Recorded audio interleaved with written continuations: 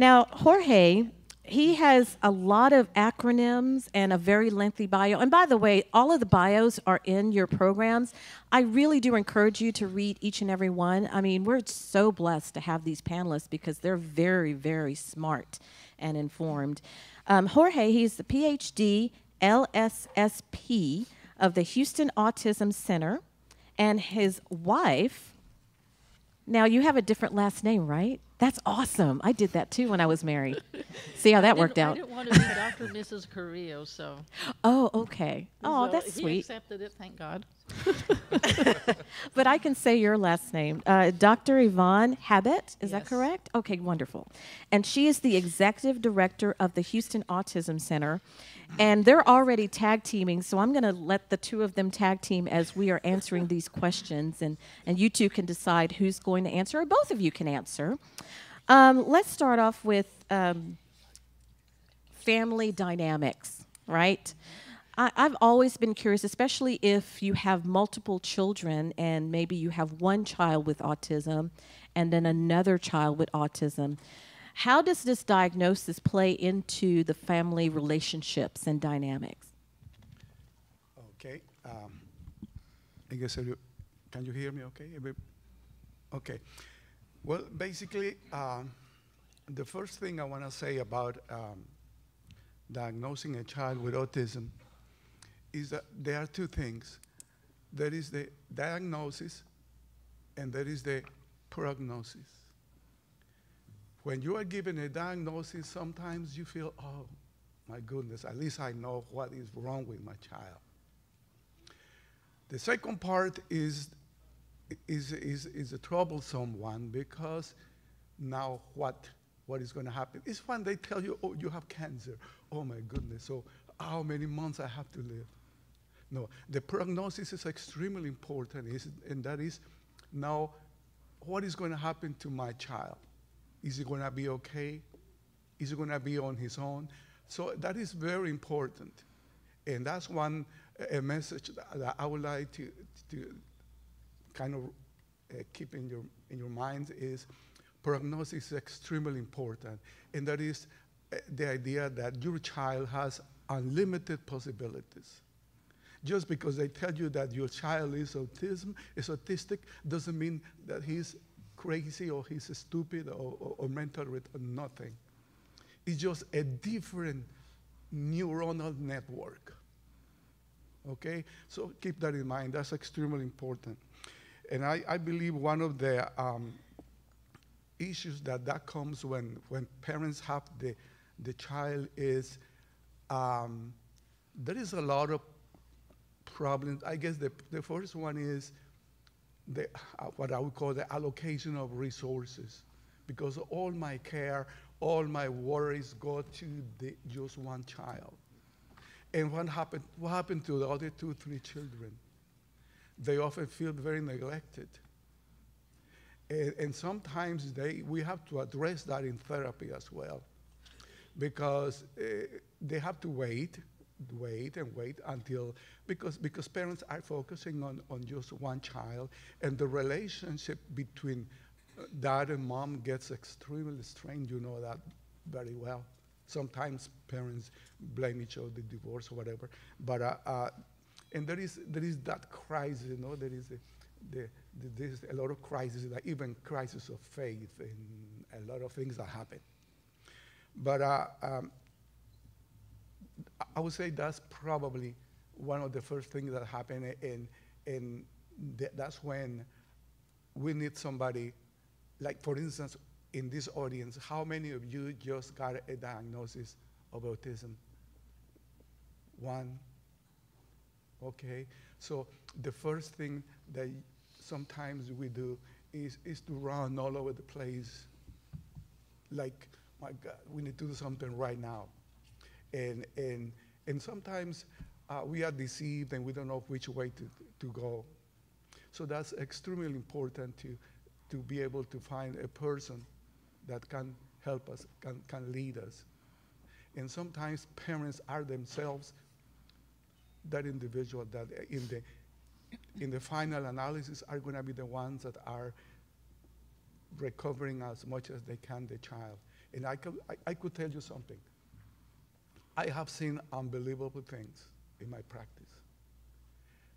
I know that research indicates, and that's means the media, the main research journals, indicating at least 8 to 10% of children with autism recover to the point where diagnosis is extremely difficult to make.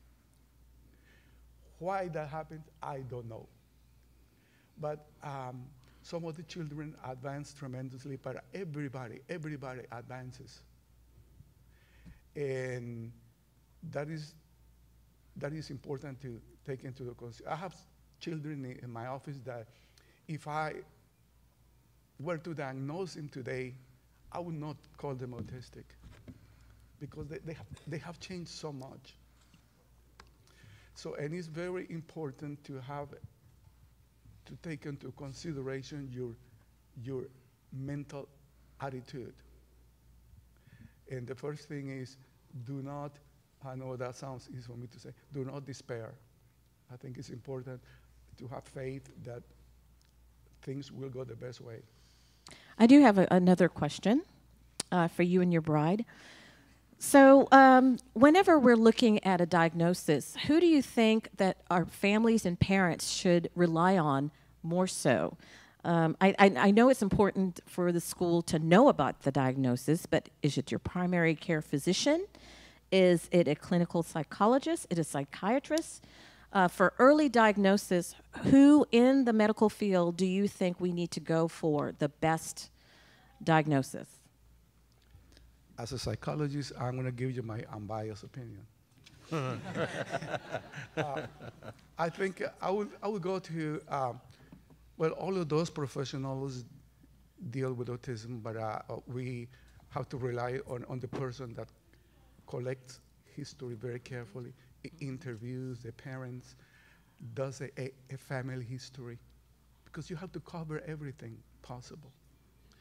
And particularly somebody who listens to the parents. And I think that's one of the roles that psychologists do. Sometimes MDs are extremely booked and they have just a little time to deal with the patients, and sometimes what they do is they refer patients. They screen the patients and they refer them to us. So we continue with the assessment. That is basically what we do. But one thing is important here is I know parents have a feeling that something is wrong, something is not right. My child didn't crawl, he was just dragging. And sometimes they are dismissed, the family are dismissed, okay, they're gonna be all right, just let's wait a few more weeks. And that's very dangerous because a few weeks means a lot of time for these kiddos.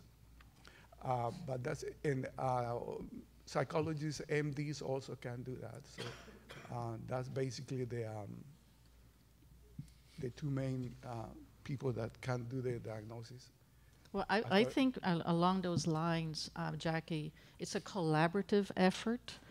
Parents are the first to see something. There's usually strife within the family. I make a joke with patients. Sometimes men think it's an attack on the sperm because the mothers will see it first and say something is wrong, and the men will go no, no, no, and it takes parents a while to collaborate and say, okay, we're going to get services. I advocate early intervention. The earlier you can go in, whoever is attending to you, a speech pathologist, if that person is watching, can refer to the proper channels. But you, the parent, are the ones that have to be very aggressive and say, something is wrong. And whoever is having access to it could be the school that's working with your child, but if we're advocating early, 9 months, 12 months, something is not right. The child is not having eye contact, crying, fussy, attaching to inanimate objects. All those things you start going, watch it, monitor it. You can bring it to your pediatrician. Some pediatricians will dismiss it and others will go, we need to refer out. Anybody can refer. Ultimately, you're going to be working with the MDs and the PhDs. Like the psychologist works closely with the medical doctors. Ultimately, those are the ones that are going to provide. But you need speech therapy, occupational therapy, hippotherapy, whatever it is that you can intervene. It's a collaborative effort. And I know I talk a lot. I want to give one more message because I live with autism and I see parents desperate, and out of your desperation, sometimes you forget to enjoy a moment, a smile, a hug, a laugh with your child. Love them, hug them, appreciate them.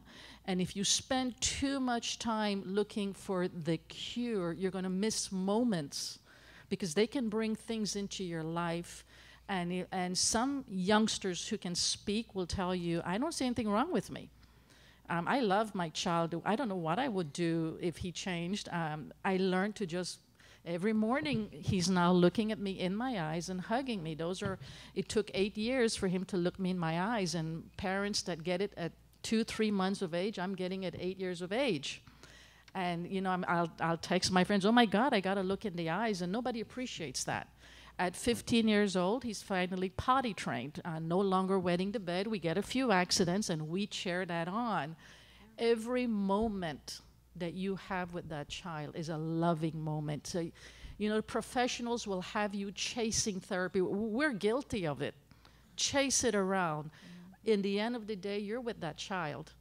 You have to let them give you what they came into this world to give you. They can give you a lot, and they complement your family. So if you focus on change, and you forget that you have a family unit, they are a part of your unit. So you have to figure out, we can't go to a movie with Alex, so we find ways that we can do it with him. We have to figure out how to live with them. And so they bring challenges. It's not easy. Meltdowns are not easy. They're not easy. It's heartbreaking, and I've recorded many sessions with my child whacking the living daylights out of his head. Because when I tell him, and you lose friendships, because friends don't understand, I can't go to the birthday party. If you have your son on a special diet, my son can't eat that cake, and it's not fair to him to be around the cake if he's on a gluten-free diet. So I have friends that will literally insult me. Why don't you answer the blankety-blank phone? I can't, because the electromagnetic waves from the cell phone will bug him. I said, text me. I will answer you via text. We have a different life, and we have a different society. Really, we have our own little secret clique. So my final word is, we're all professionals here.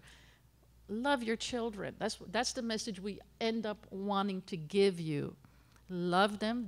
And we see them as individuals. I've lived with it, so I no longer speak as the pure PhD. I live with it, and I love that little boy. And the children that come to our clinic, it's a little old clinic, and they love coming because we just play with. They forget they have a condition.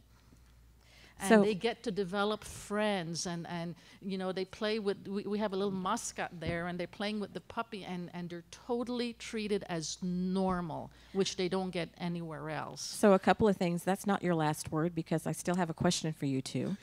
But your words are very profound. So even if you do talk a lot, we're listening. Thank you. And we're learning. So thank you. I just had to say that. And I like the name Alex. My son